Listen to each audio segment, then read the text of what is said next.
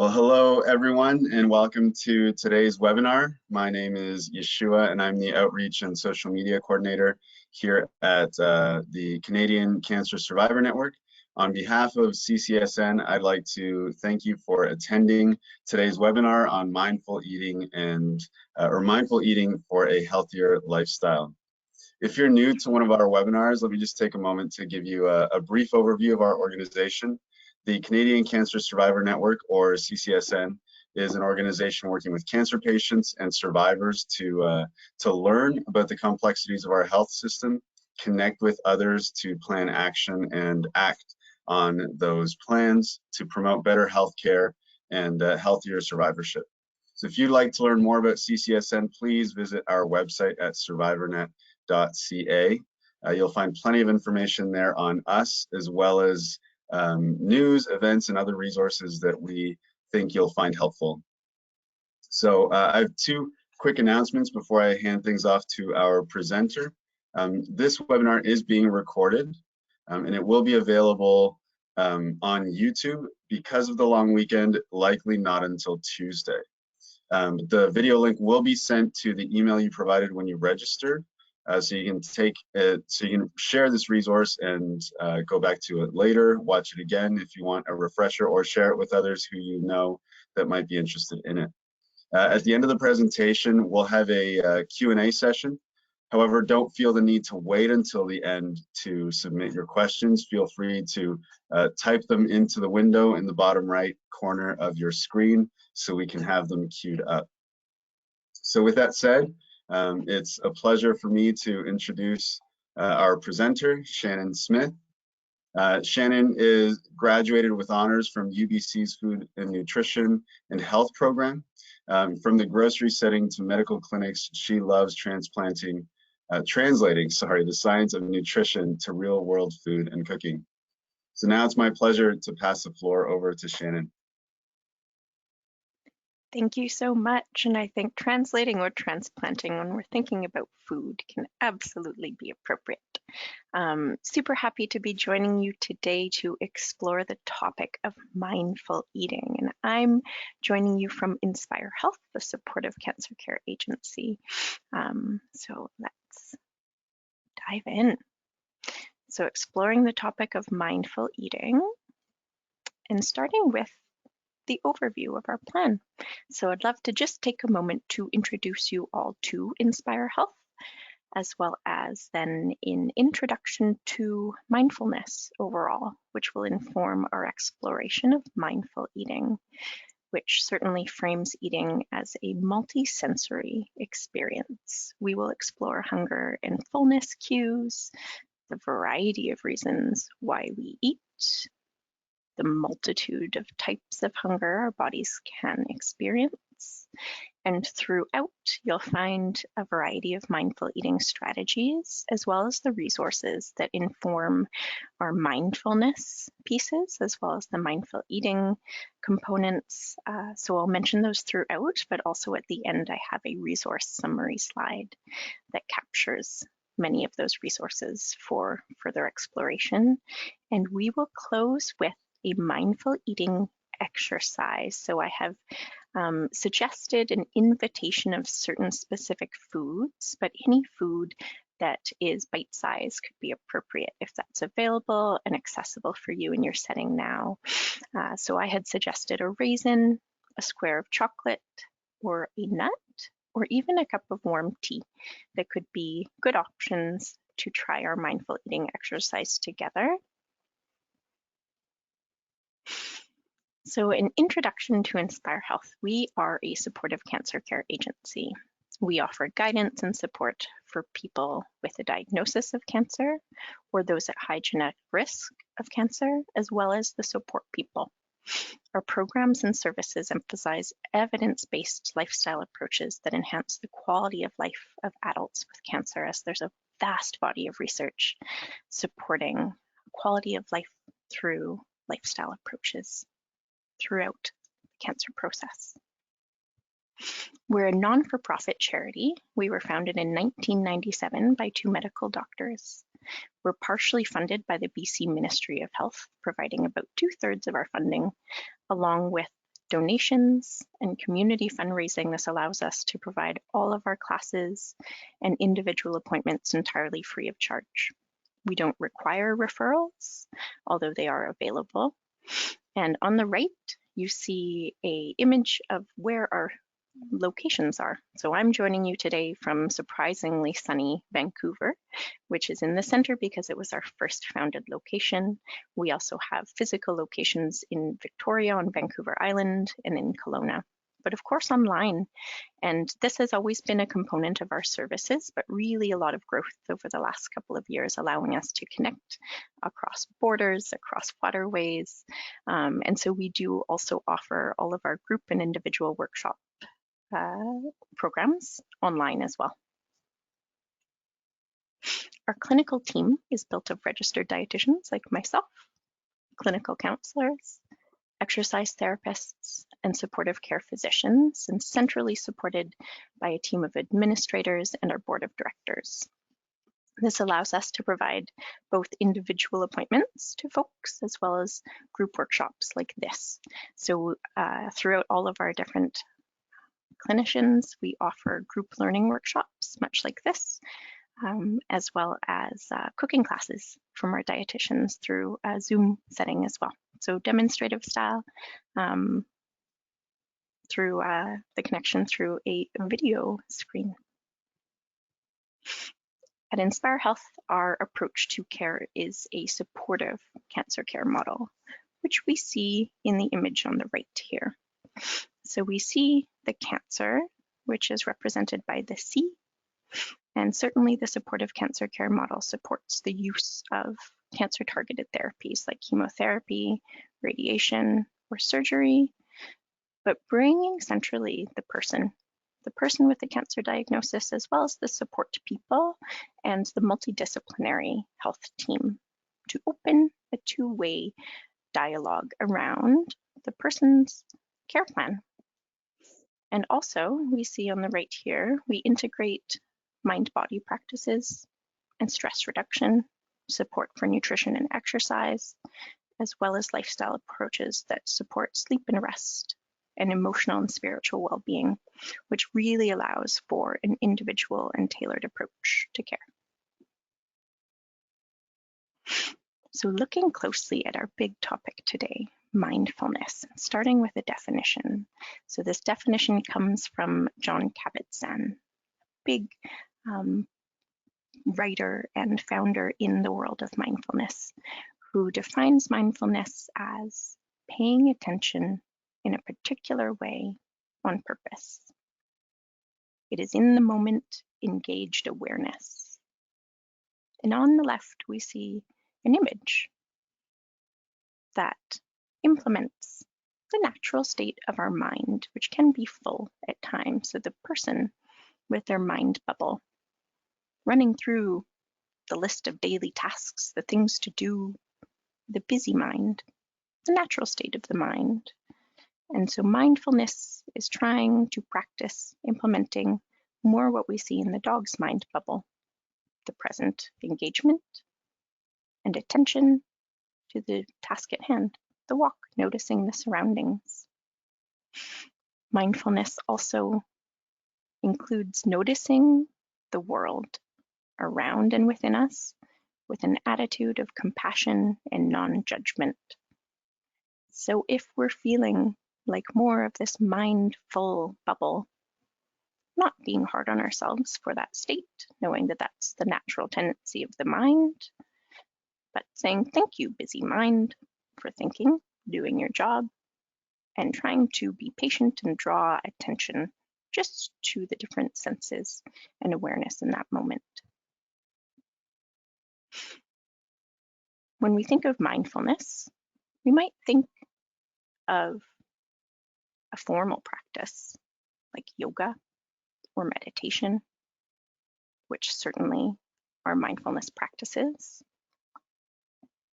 But if we think about that definition of mindfulness, of present engagement and awareness in the moment, it brings to mind that mindfulness could be implemented to everyday tasks.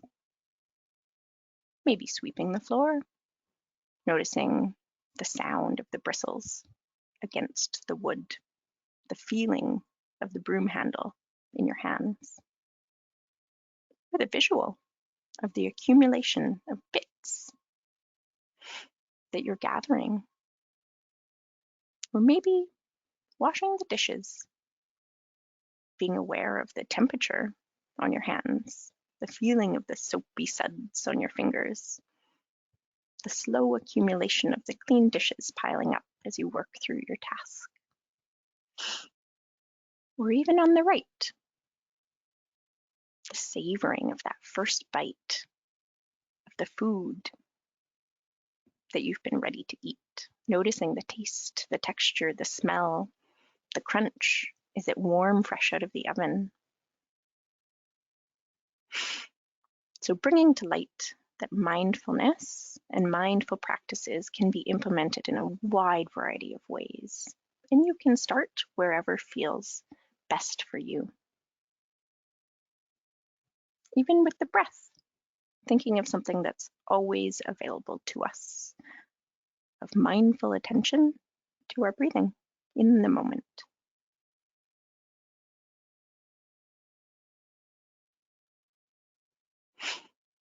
Part of what really excited me of sharing this topic is the amazing science of mindfulness, which suggests people can experience improvements with functional quality of life, reductions in sensation of pain, and overall improvements in physical well-being.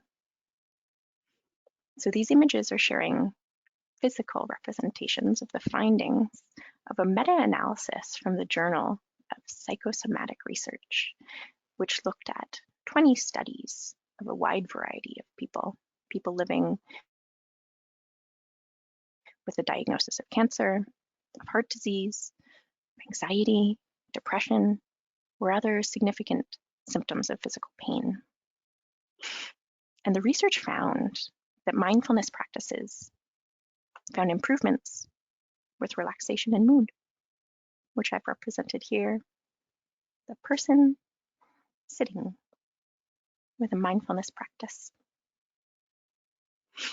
They found improvements with reduction in anxiety, tension, reduction of headaches and migraines. Mindfulness has been shown to lead to improvements in energy and body satisfaction. And of course, as the dietitian's lens, what interests me is the improvements that can be found with digestion through mindfulness practices. The research found reduction in digestive symptoms and improvements with relationship with food, which also relates to that relationship with the body.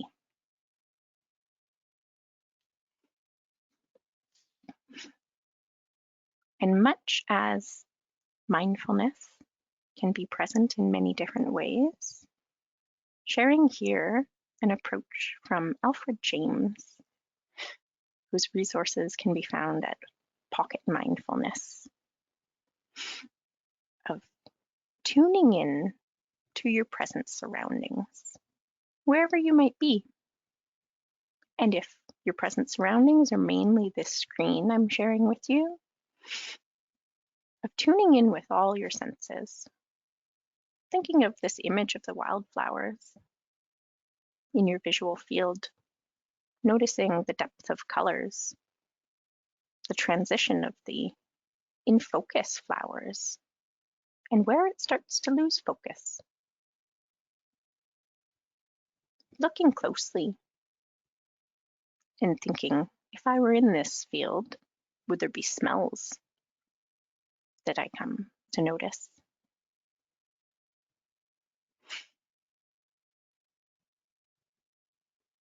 Or thinking about maybe a regular drink you like to make each day, something that's part of a morning ritual. Maybe that's a cup of tea or a cup of coffee. Really tuning in to the process with all of your senses, noticing the smell of the tea as the hot water first combines in the cup, the type of cup you're using, how warm it feels against your hand, the changes in color of the water as the tea starts to seep into the warm water, the smell that arrives. Or maybe you're sitting near a window, like I have behind my screen, with a tree just starting to bud. It's there every day, but just taking an intentional moment to notice the details. Maybe there's a small, colorful bird that visits outside your window, flying around, providing a rainbow of colors. Maybe chirping loudly. Noticing with your 5 senses things that are a part of that every day can be a way to implement different mindfulness strategies. And these would be considered mindfulness in the moment. Just choosing a piece of your usual routine to engage your present awareness. And so if we take that definition of mindfulness and we think about mindful eating, it can be defined as noticing within your body before eating what's appealing, what tastes, what textures, what types of foods does my body want. Noticing during the meal, the sensations within the mouth, the tastes, the textures, how it feels as you swallow each bite. And after eating, the sensations of fullness or satiety, satisfaction. Mindful eating means bringing awareness into the body while you eat. This means practicing presence and patience around not only the mealtime, but the preparation of the food. Letting go of judgment about yourself or the food choices that are appealing in that moment. And a reminder that with all mindful practices, including mindful eating, it can take practice to tune in and feel comfortable and reduce feelings of judgment around certain food choices or noticings of hunger and fullness. So in many ways, mindfulness frames eating as a multi-sensory experience. Mindful eating can allow us to appreciate our food through all of the senses. Noticing how visually appealing food, like this bright and vibrant salad, can engage the digestive tract. Looking at the tart components of the pomegranate seeds, the warm roasted sweet potato, the crunchy walnuts. Even thinking about a meal that's appealing, noticing if saliva starts to come to the mouth, priming the body to be ready to digest and receive that food. And the same can be true for the texture or sounds or aroma of food, remembering to the times of walking into a movie theater and that smell of popcorn enters your nostrils. Maybe you just had your dinner and you're perfectly satisfied, but that smell leads you right to the counter.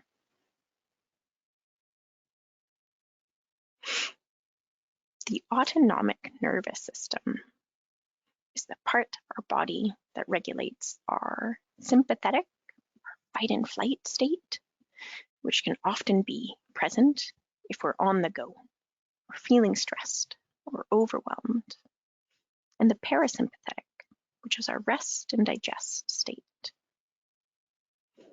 And mindfulness practice, as well as mindful eating, can really help to shift into that parasympathetic state, which brings our blood flow back to our digestive organs, starting in the mouth with the release of that saliva and the first release of those digestive enzymes in the mouth, is the beginning of our optimal digestive process.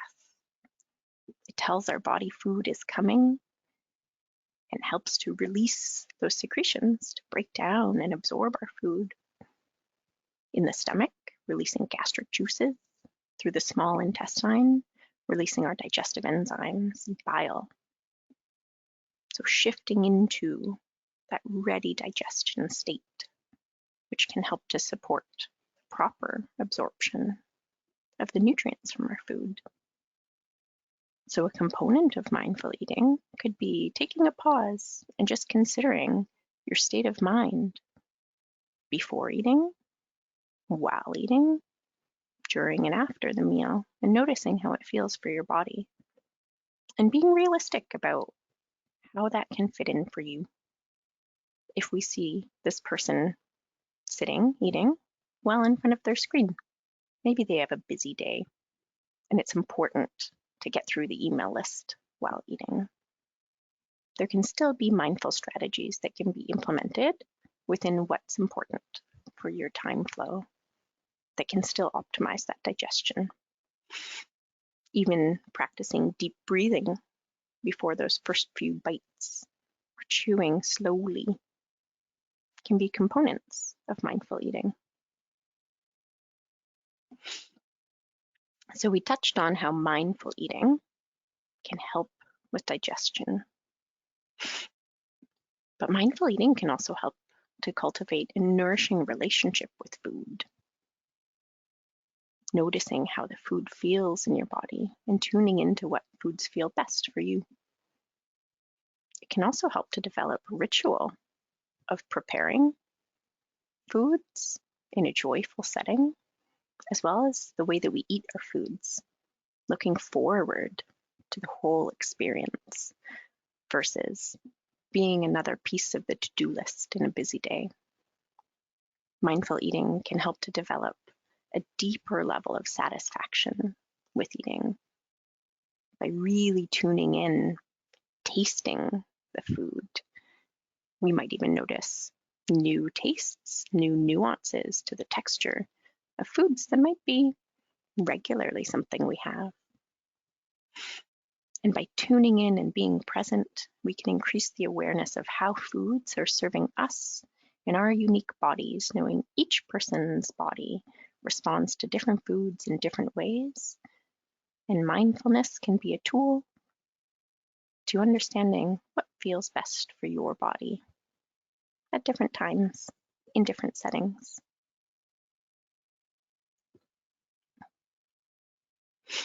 Jon Kabat-Zinn, again sharing his thoughts on when we taste with attention, even the simplest foods provide a universe of sensory experience, awakening us to them. And that could be noticing of those first bites of a fresh and seasoned fruit, of the natural sweetness, and the aromatic flavors that come through quiet presence. So if we look at our 5 senses, we can start to implement mindful eating in whatever way that appeals to you. Starting with really looking with presence and patience at that food. How does it look? Is it colorful? Have you plated it on your favorite dish? Is it appealing on a different dish, in a clear bowl, in your favorite cup? Noticing the feelings of the food, the tactile sensations at different connections with our body, in our hands as we're preparing the food in the kitchen, or as we bring that food to our mouth, the feelings within the mouth, and as we swallow and digest the food. Noticing the smell of the food, and if smells are different, if we close our eyes or open our eyes. Tuning into the taste, noticing how that changes with each bite, with the temperature, and tuning into how satisfying a particular bite or a meal is for you. So tuning in with the different senses is also something that I love exploring, because knowing at different phases of treatment, sometimes our smell or taste can change, but tuning into the other senses within our food can still build that satisfaction if food isn't tasting the way that it might in the past.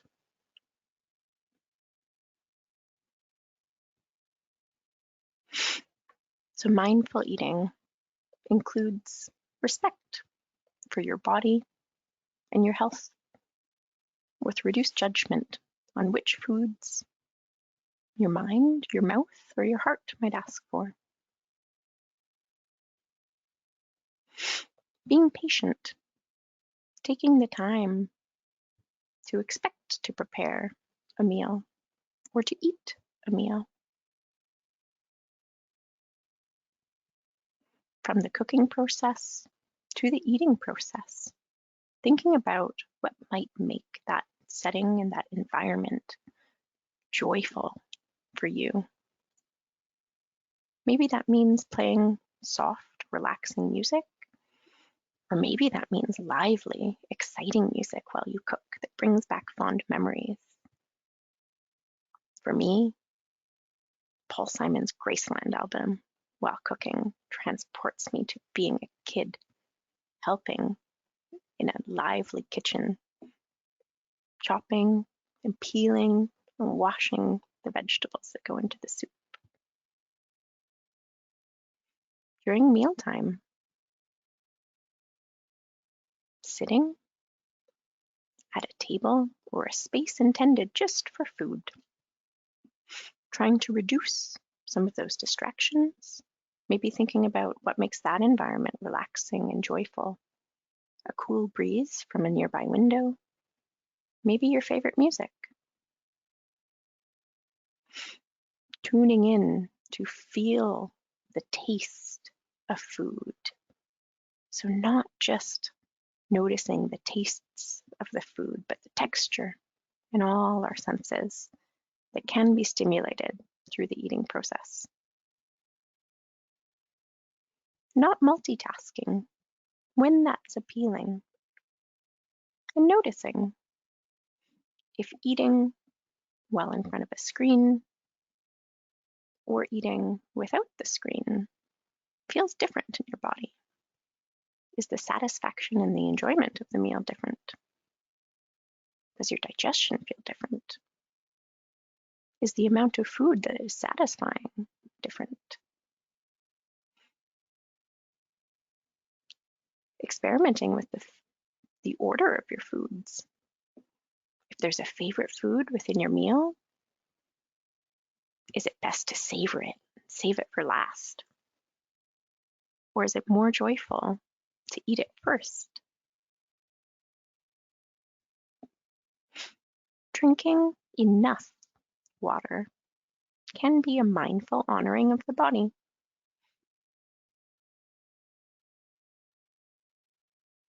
Another component that can be mindful eating can be implemented before, during, and after meals, tuning into your hunger and fullness scale, which we see here on a 1 to 10, with 1 representing the most hungry you've ever felt, might be described as starving or feeling dizzy or weak, and a 10 on that hunger scale or fullness scale, 10 out of 10, the most full you've felt, too full, so full that you might feel sick.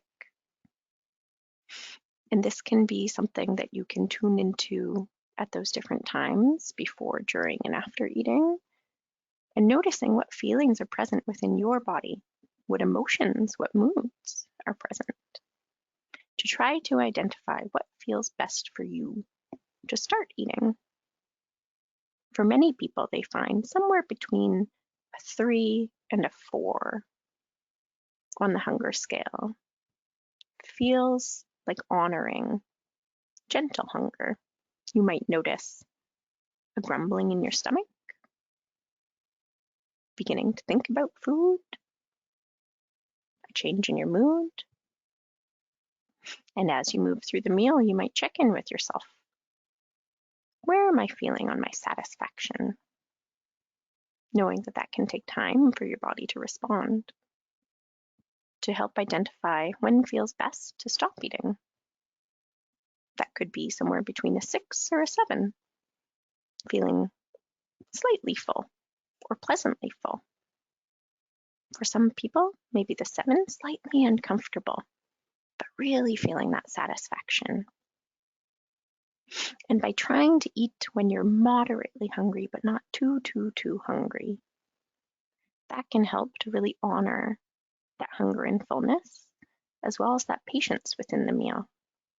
If you've ever noticed when you're feeling that number one, that ultimate level of hunger, that you might eat more quickly, that certain foods might be the most appealing, but maybe those foods don't feel best for your digestion. Whereas if we can come to the table when we're pretty hungry, it can be more practical to eat slowly.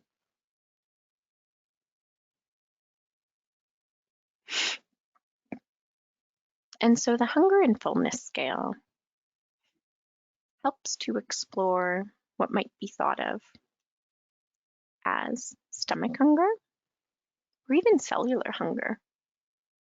It's been a few hours since your body has received nutrition, and the energy available to you has started to wax and wane. That might be 4 hours since eating for some people. That might be 6 hours for eating for some people. But we mentioned, much as there's many ways to implement mindfulness, there's also many ways our body naturally, normally, and physiologically can experience hunger beyond just the stomach or the cellular hunger. And each of these are absolutely normal, and our mindfulness practice reminds us that no one is a good or bad type of hunger, but simply the practice of bringing awareness to what type of hunger you might be experiencing. Eye hunger could be thought of as seeing someone eating a particular food and realizing, ooh, I could really enjoy a crispy apple right now. Very natural response. Mouth hunger could be when you find yourself really longing for a certain taste or texture, that crunch, something a little salty, something a little sweet.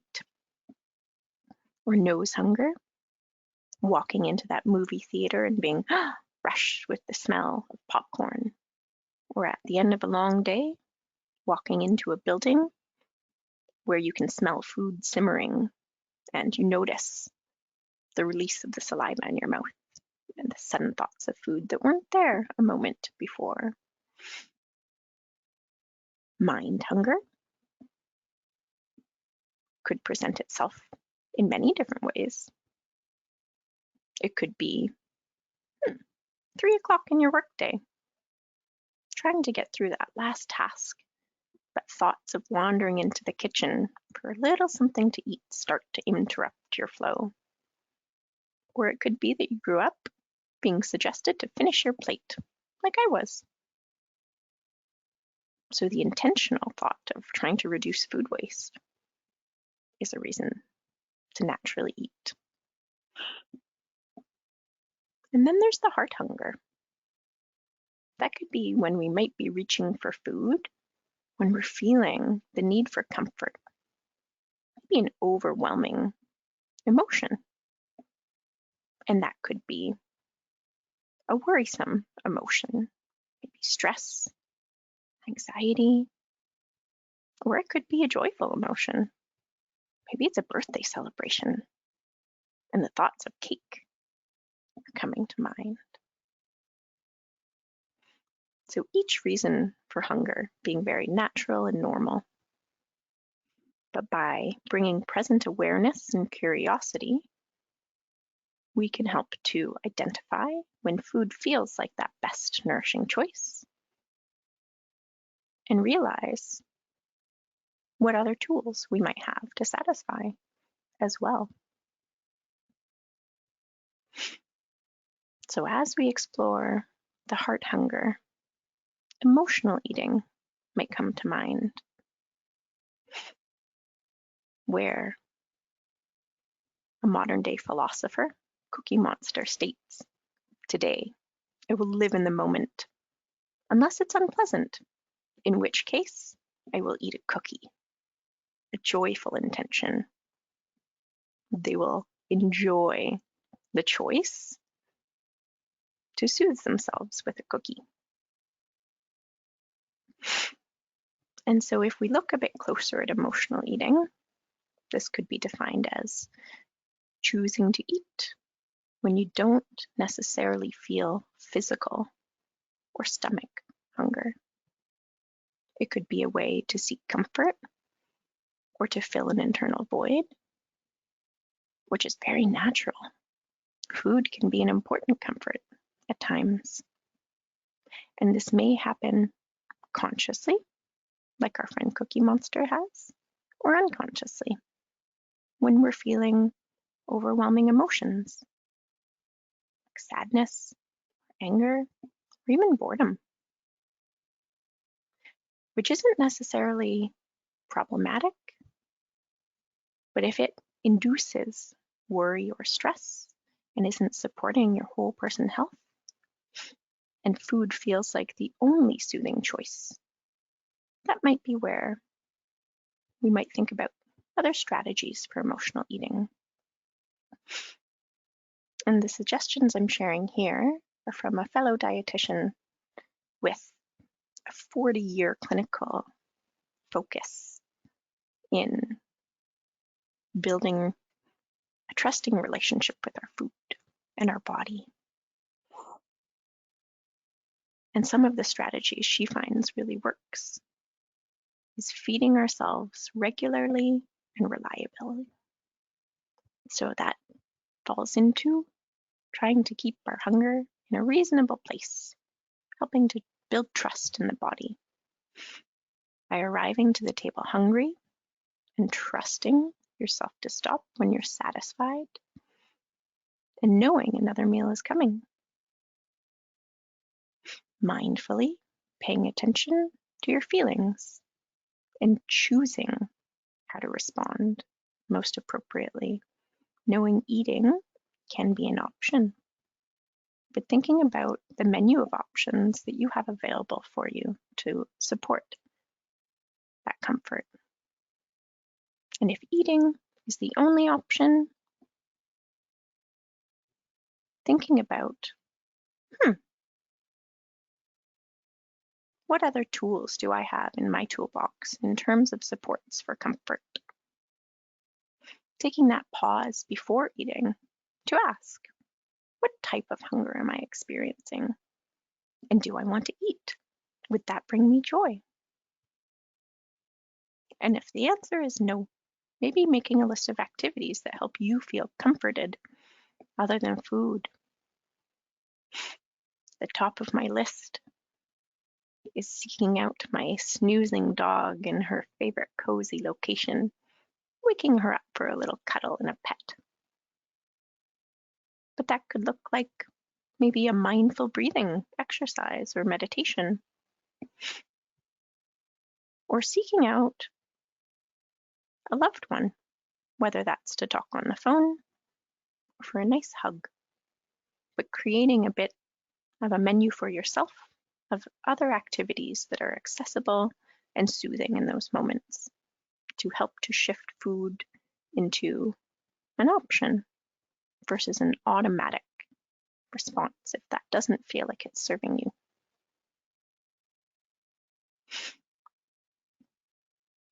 So if we think about all of the ways to put mindful eating into practice, starting with the preparation of the meal, how can we prepare the food in a calm and supportive environment? maybe with other people, cooking together.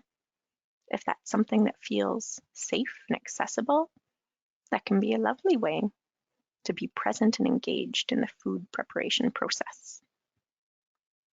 But if other people aren't yet sharing food or space together physically, you could also try that through video cooking together, which is what we do with our cooking classes now, a little bit closer to sharing those food experiences.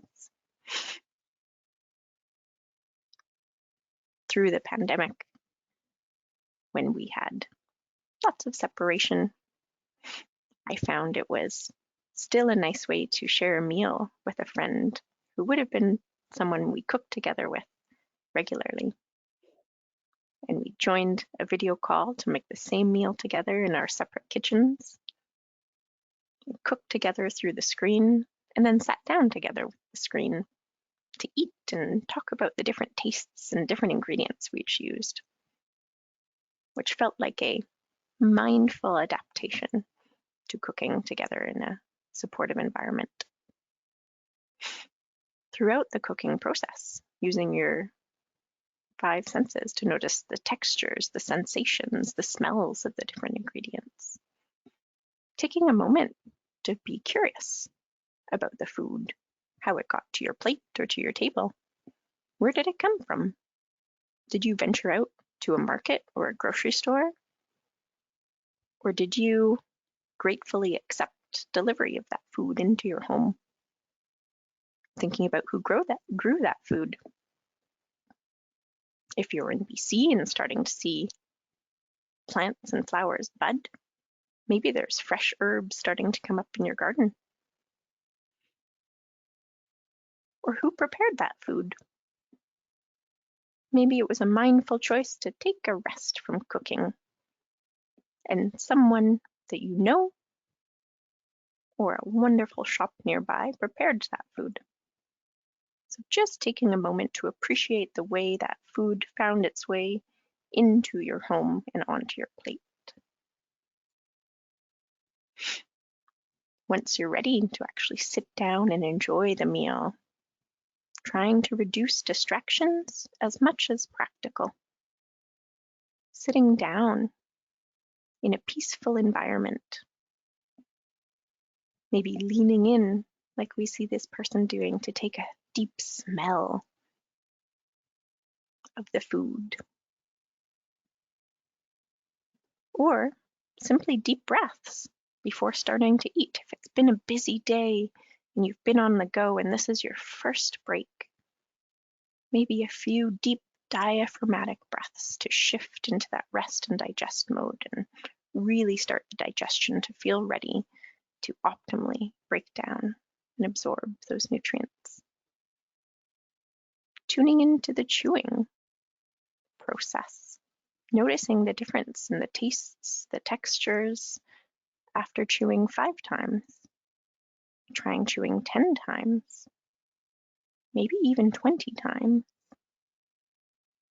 This can change the experience of the taste and texture within the mouth, but this can also help to support our digestion by breaking down our food particles into the smallest possible pieces that allows them to really interact with the digestive enzymes throughout our digestive system and help to support or slow digestion. Or maybe tuning in to the speed at which you naturally eat and finding little ways just to slow down. That could be intentionally chewing more. That could be changing your eating utensils to your non-dominant hand, the slow each bite. That could be putting down your utensil between each bite, just to give an intentional pause. And savoring, maybe closing your eyes with each bite as you chew to notice the nuances. If you didn't make the meal yourself, maybe trying to identify what herbs, what spices, what main ingredients went into the meal.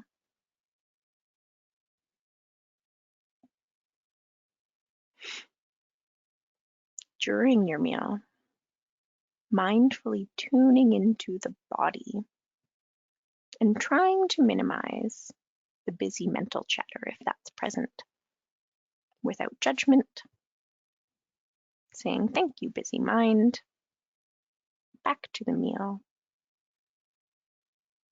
tuning into the sensations throughout your whole body, and trying to note which foods, which combinations of foods, which temperatures feel best for your body, so you can honor and respect that response to choose those foods more often.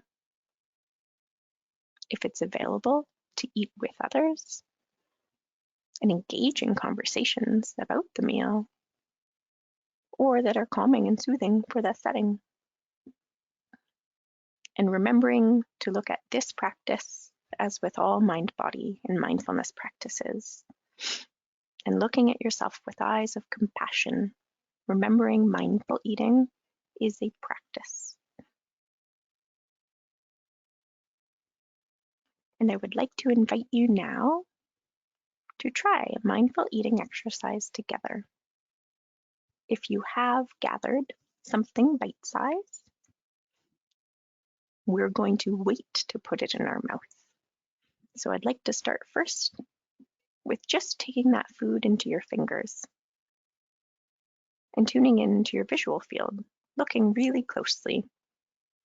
If it's a raisin, noticing the ridges. Is there little pieces of crystallized sugar? And tuning in with your touch as well, with your fingers, noticing how the food feels against your fingers. If it's a chocolate and you're holding it in your hand, is it starting to melt?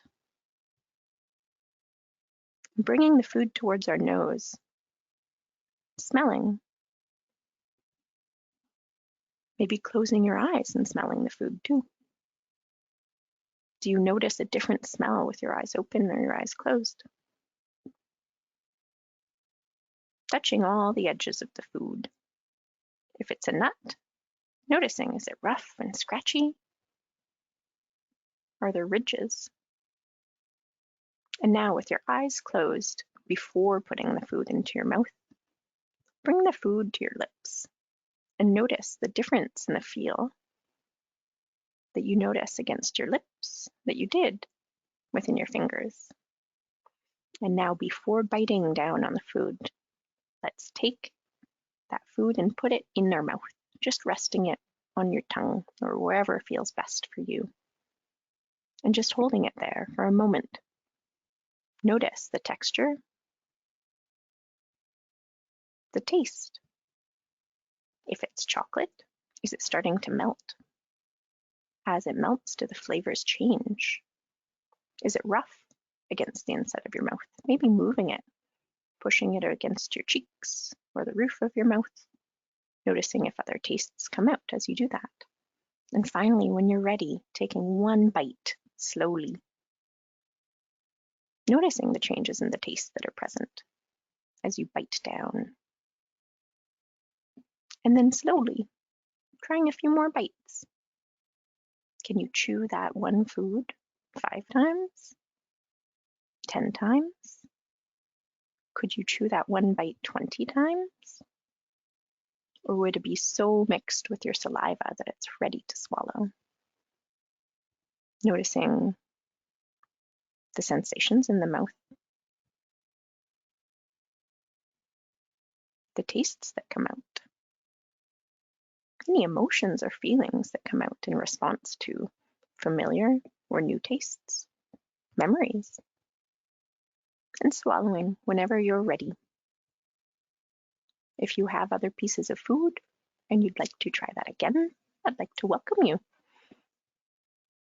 to take more mindful eating bites.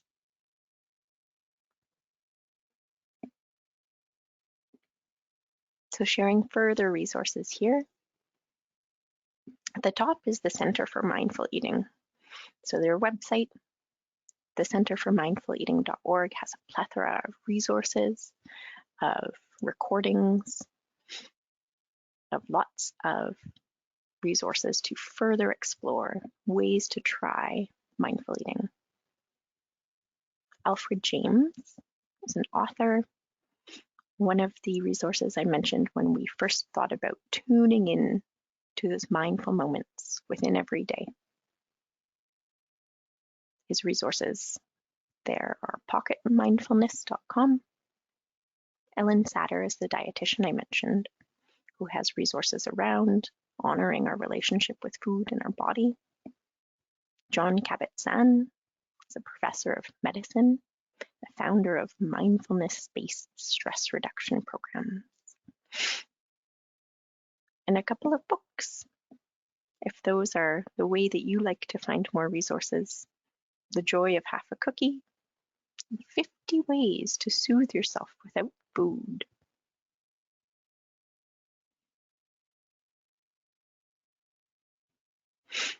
So if InspireHealth is something that's new to you and you're curious to get involved, you're welcome to reach out. You can start with a learning workshop led by one of our counselors, a guided meditation, a cooking class, whatever is appealing for you. All of our services are entirely free. No referrals are required. Family and supports are encouraged to participate. Our hours are Monday to Friday, 9 to 5 Pacific Standard Time, with some evening programs available as well. If you'd like to find out more, our website is shared here, inspirehealth.ca, and you're seeing a glimpse of our website as well at the top, where if you hover over online classes, you can find our weekly or monthly schedules and our online meditation classes, which you can call our toll-free line to find out more or to register, as well as email.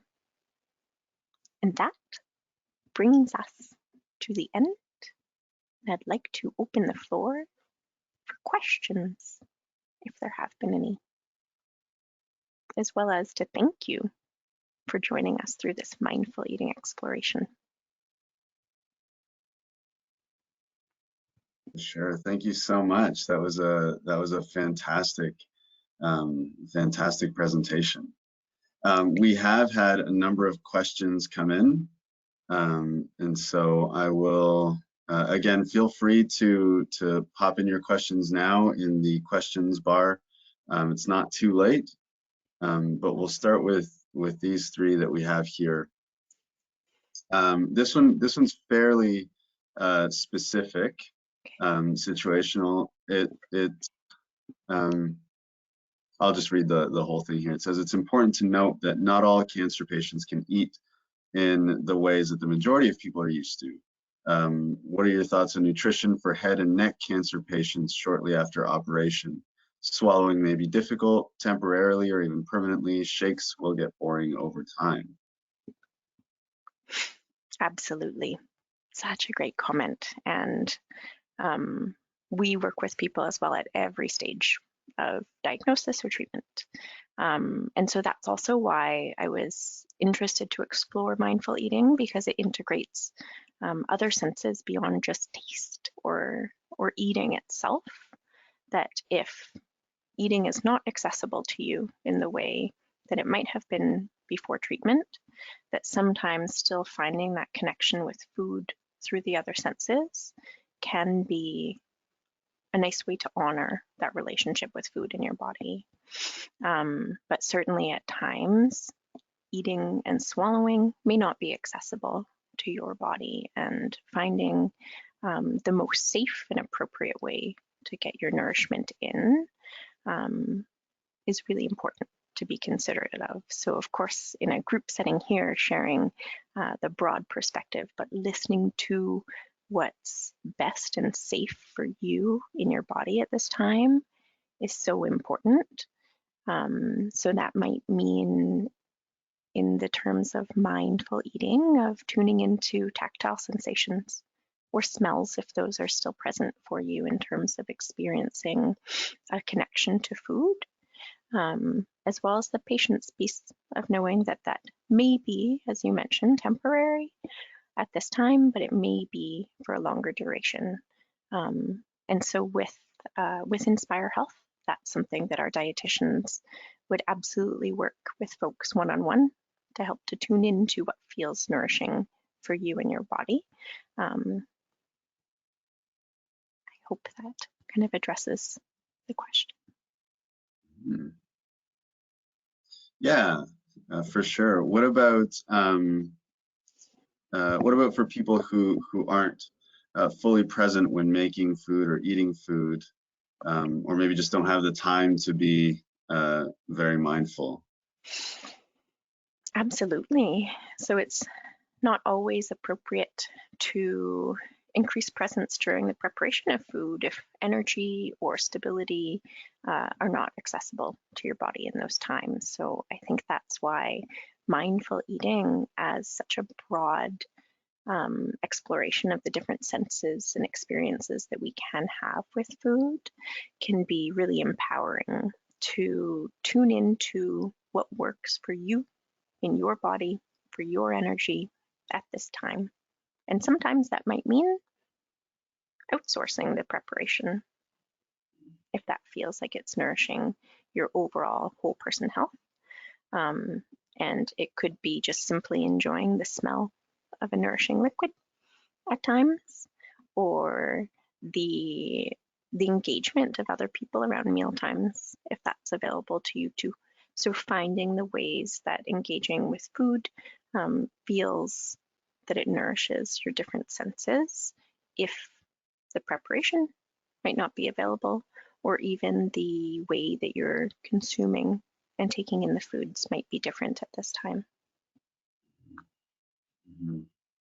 For sure. And our last question that we have here, how can somebody avoid emotional eating or overeating of food, depending on their situation? And that is, I think, something that I just wanted to touch on, because it comes into context when we think about those different 7 types of hunger, that heart hunger or that brain hunger, and that can take practice. So somewhere you might start could be tuning into the tools in your toolbox that support your emotional well-being. And if you're noticing that food is the one and primary support, of looking into with curiosity what else might feel appealing and accessible at this time. So I feel very blessed to work with such a big team of counselors who offer group workshops around mindfulness or different mind-body practices that can be really supportive for that stress management piece, and that can help to share other resources to support those emotional pieces. But it can take some practice and a lot of patience to allow yourself to explore what might support for you in the realm of emotional eating, if that feels like something that you're kind of struggling with as well. Awesome. Well, maybe I'll put out one last offer for questions, but we haven't seen any come in the last few minutes anyway. So in the meantime, if there's nothing else, I really want to thank everyone for attending today's webinar, and in particular, our guest presenter, Shannon Smith. It's been an incredibly insightful presentation. So we just want to thank you for that, and for all the work that you and InspireHealth are doing in the cancer community. This webinar is one in a series of webinars that we have planned for 2022. Registration information about our next webinar, which will be taking place next Thursday, will be out soon, so watch your inboxes and social media for that. Just a quick note about email. If you're not seeing our emails in your inbox, please check your spam or junk mail folders. We use a third-party email service. So please check your spam folder and mark emails from CCSN as safe, or add us to your contact list, and that will ensure that these emails come directly to your inbox and you won't miss another webinar. As always, you can also check out all of our previous webinars on our website. They're available on demand at survivornet.ca/webinars. So again, just a big thank you to everyone for attending, and we hope that you enjoy your weekend.